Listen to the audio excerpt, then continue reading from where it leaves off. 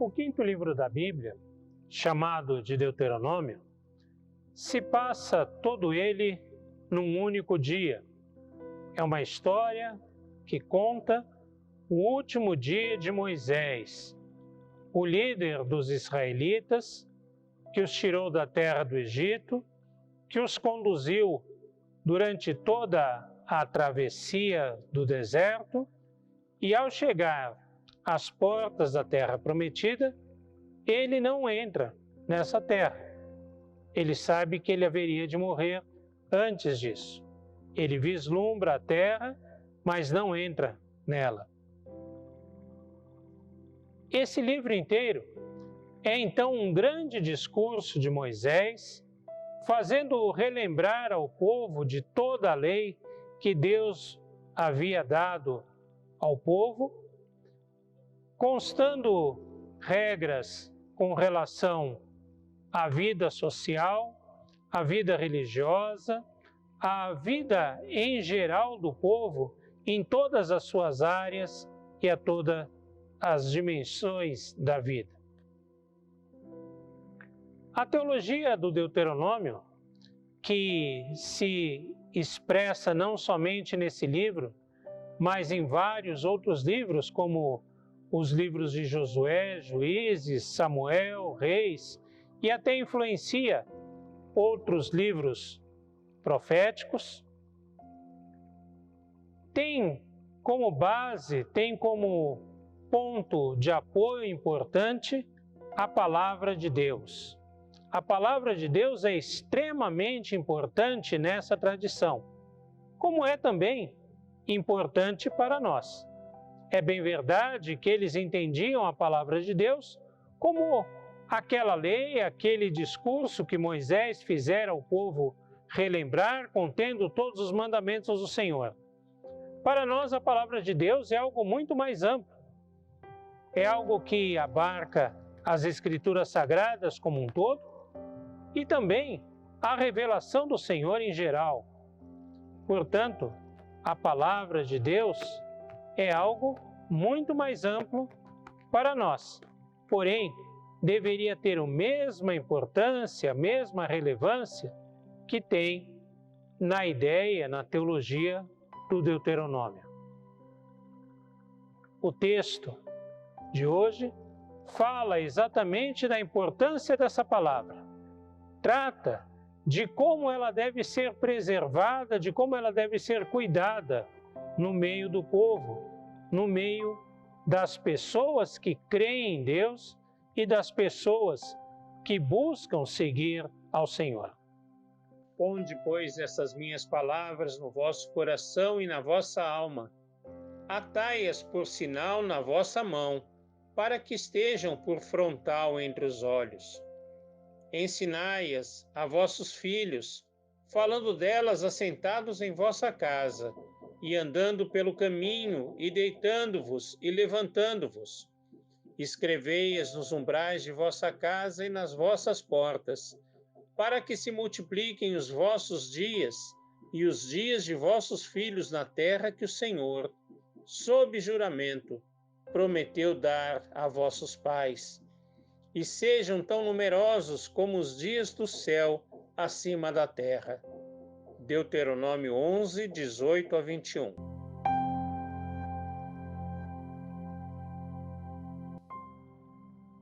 O texto começa com um primeiro mandamento. Põe as minhas palavras no seu coração e na sua alma. Com isso, Deus se dirige a cada um dos israelitas que estavam lendo ou ouvindo aquelas palavras. Mas não somente aos israelitas daquele tempo.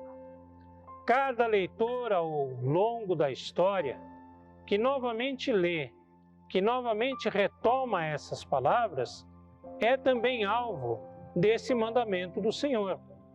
Enfim, ele manda que todos os leitores, desde aquela época, todos os ouvintes, desde então, até os dias de hoje, e enquanto perdurar a palavra do Senhor, todos eles, igualmente, ponham no seu coração as suas palavras, no seu coração e na sua alma.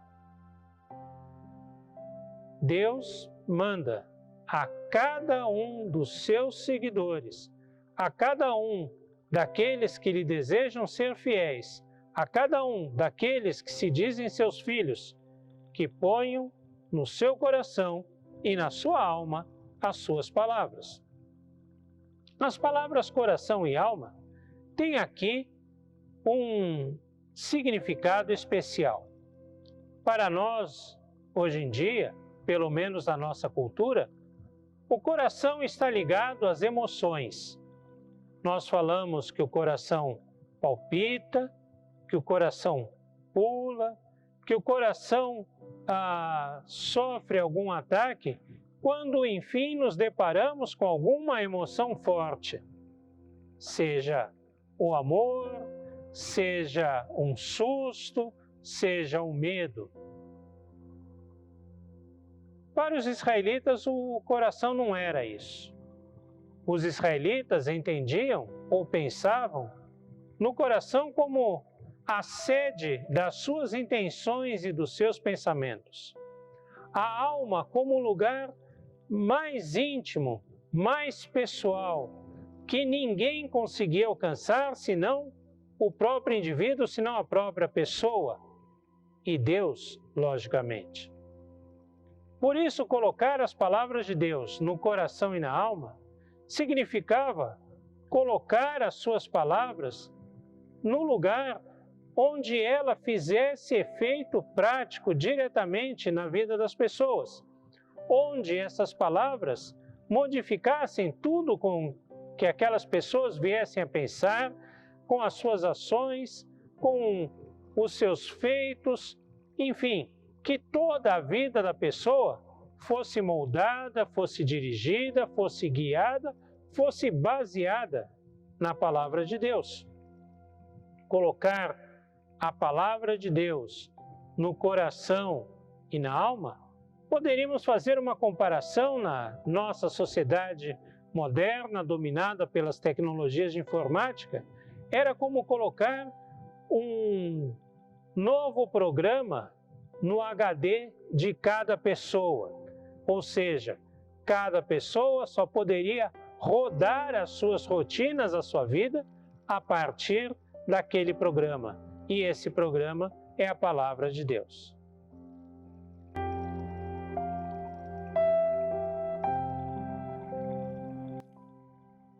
O texto ainda chama os leitores e os ouvintes dessa palavra a colocarem a palavra de Deus em duas outras partes do corpo, entre os olhos e nas mãos.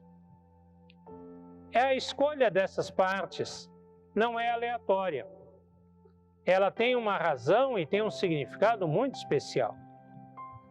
Há um outro texto na Bíblia que diz que os olhos são a janela da alma. Ou seja, é a partir dos olhos que a alma conhece, reconhece e se conecta ao mundo exterior. Ao querer dizer que a palavra de Deus deveria ser colocada entre os olhos, a Bíblia coloca dessa forma que a palavra de Deus deve ser uma espécie de filtro, uma espécie de óculos, pelo qual o Filho de Deus observe e conheça o mundo exterior, que ele capte aquilo que vem de fora para dentro de si, através da palavra de Deus, através desses ensinos, e que, portanto, seja o ensino de Deus, a palavra de Deus, aquilo que filtre o que as pessoas veem, o que as pessoas conhecem e como as pessoas veem, como as pessoas conhecem o mundo exterior. Mas ela fala não somente dos olhos, ela fala também das mãos. As mãos representam aquilo que nós fazemos, aquilo que as pessoas constroem, aquilo que as pessoas, ou como as pessoas agem, como as pessoas se comportam, o que elas produzem para o mundo, para as outras pessoas, para a sociedade. Assim, a palavra de Deus também deve ser colocada nas mãos, para que aquilo que os filhos de Deus façam, aquilo que os filhos de Deus construam, ou seja, as obras dos filhos de Deus sejam feitas, sejam construídas a partir da palavra de Deus. Aquilo que rege as ações dos filhos de Deus deve ser sempre a palavra, o ensino, a verdade do Senhor.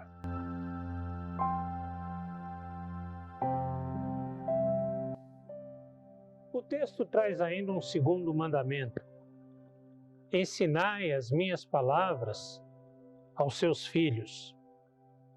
Ensinai as minhas palavras aos seus filhos.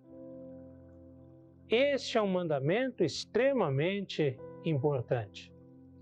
Extremamente importante porque, em primeiro lugar, temos que considerar que na sociedade israelita antiga, a casa, a família nuclear, composta por esposa ou esposas, filhos e filhas, às vezes netos, esta família nuclear representava o centro, a base de toda a sociedade. Ela era o primeiro lugar de culto, ela era o primeiro lugar ou a primeira instância jurídica, social, econômica, política.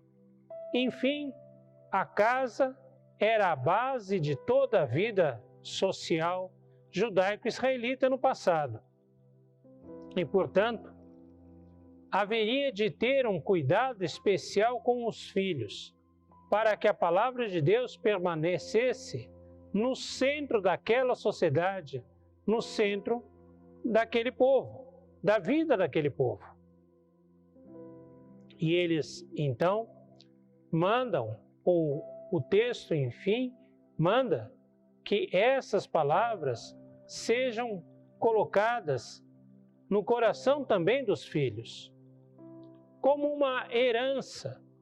Assim como a casa passava a herança econômica, política, jurídica para os filhos, haveria de passar também uma preciosa ou mais preciosa herança, a herança da confiança em Deus, a herança da fé em Yahvé, a herança da vida segundo os preceitos do Senhor. Essa herança é muito importante para a preservação da sociedade como tal. E aqui me permitam uma palavra pastoral. Refere-se ao cuidado que devemos ter na educação religiosa de nossos filhos. Muitas vezes, os pais se preocupam com a herança econômica que querem deixar para os seus filhos. Se preocupam com a herança educacional que querem deixar para os seus filhos. Se preocupam com a herança social, até mesmo com a herança ética, moral, profissional, mas nem sempre têm a mesma preocupação com a herança espiritual que querem deixar ou que deveriam querer deixar para os seus filhos. E criam seus filhos segundo parâmetros legítimos, justos, adequados, mas se esquecem do mais importante, de ensinar aos seus filhos a palavra do Senhor.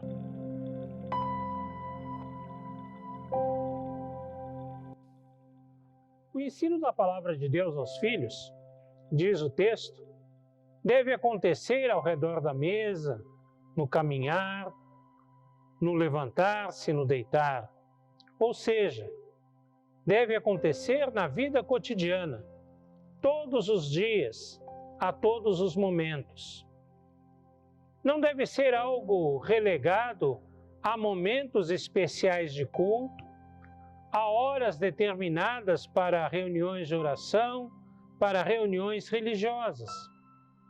Mas a palavra de Deus deve ser inculcada no coração e na mente dos filhos a todos os momentos, em todos os lugares. Isso não significa que os pais não devam conversar com os filhos a respeito de outros assuntos, que não devam ter os seus momentos de lazer, os seus momentos de ensino, os seus momentos de conversa pessoal, de intimidade, de compartilhamento de pensamentos, de sentimentos, de experiências. Mas significa que a palavra de Deus ela não é transmitida somente através de um certo número de mandamentos, de leis, de normas, que os filhos devem decorar a partir do ensino dos pais, mas que o exemplo dos pais em todas as áreas da vida deva ser um exemplo em que demonstre que a palavra de Deus dirige as suas vidas, em que Deus está presente em todas as dimensões e em todas as esferas da existência, e que é Deus quem de fato dirige, sustenta, guarda, guia a vida dos pais. E assim, pelo exemplo, os pais transmitem muito mais aos filhos a palavra do Senhor do que somente através do ensino das Escrituras.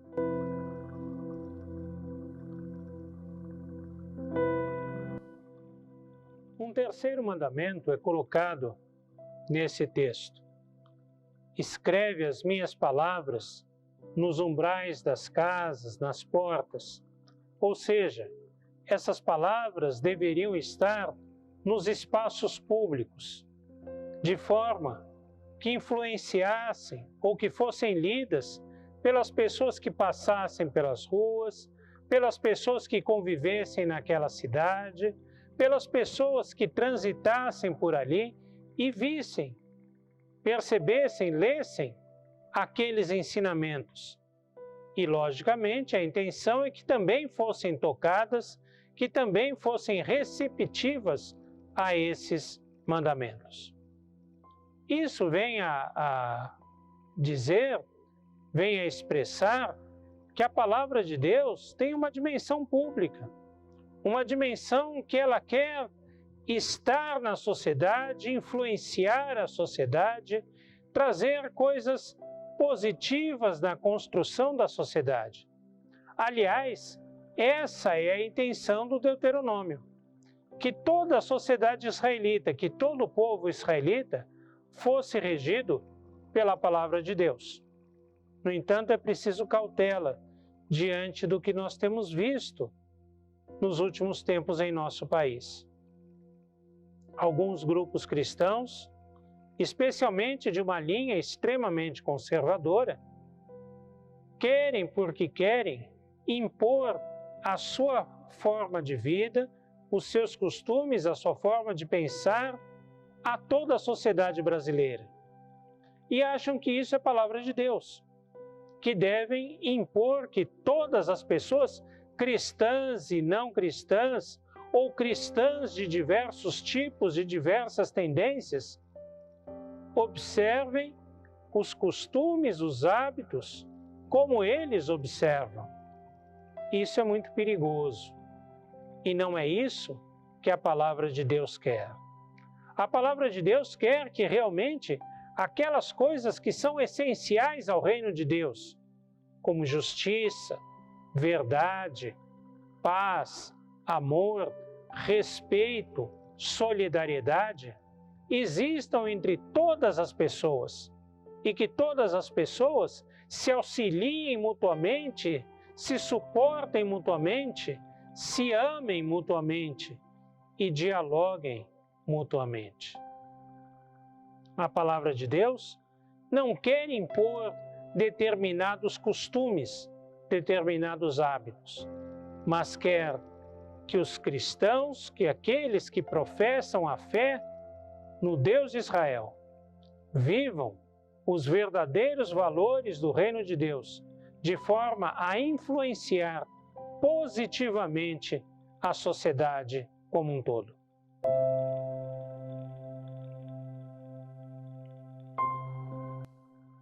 A finalidade de preservar a palavra de Deus e de conhecer a palavra de Deus no meio da sociedade é muito claro.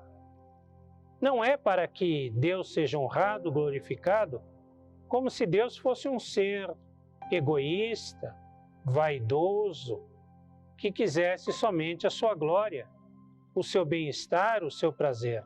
Não. A finalidade da observação da palavra de Deus é para que a vida vá bem, para que as pessoas sejam felizes, para que elas possuam a sua terra, que ali possam viver, trabalhar, cultivar, desenvolver a sua família, guardar os seus dias com alegria e com satisfação.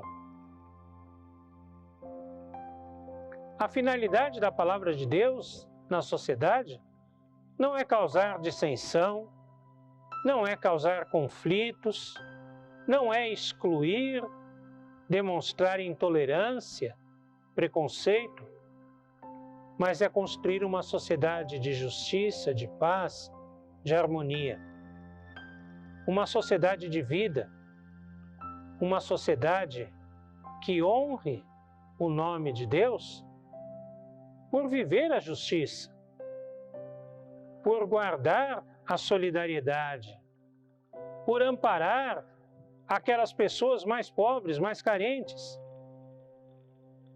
por acolher a todos aqueles que sejam necessitados, sejam que tipo de necessidade for, econômica, social, política, espiritual. A finalidade da palavra de Deus é trazer o reino de Deus até o nosso mundo. Se nós cristãos vivermos assim, se nós cristãos vivermos a palavra de Deus, estaremos mostrando ao mundo que a palavra de Deus é uma palavra positiva, é uma palavra que tem proposta, é uma palavra que tem um caminho a mostrar ao mundo, um caminho de paz, de vida, e um caminho que vale a pena ser acolhido e que vale a pena acolher a palavra de Deus.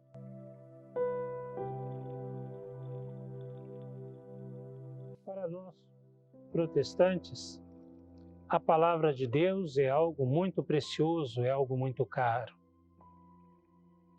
Guardamos e procuramos guardar a palavra de Deus como um verdadeiro tesouro no nosso coração e na nossa tradição. O texto no qual meditamos hoje, ele traz 3 mandamentos e ele está muito bem escrito. Ele fala da presença da palavra de Deus e que a palavra de Deus precisa ser guardada em 3 níveis. Primeiro, na própria pessoa, no coração do próprio indivíduo, no coração de cada um dos filhos e filhas de Deus. Em segundo lugar, que essa palavra de Deus deva ser ensinada aos filhos, deva ser guardada na casa, na base da sociedade, na família, no lugar mais importante de toda a vida social, que é a nossa família. E termina falando que a palavra de Deus precisa ser proclamada, vivida a toda a sociedade. Que toda a sociedade precisa ser influenciada pela verdadeira palavra de Deus, palavra de justiça, de paz, de edificação das vidas e das relações sociais. Que nós possamos guardar a palavra de Deus dentro do nosso coração e vivenciá-la de tal forma que as nossas palavras e os nossos atos sejam um verdadeiro testemunho do amor e da vontade do nosso Senhor. Amém.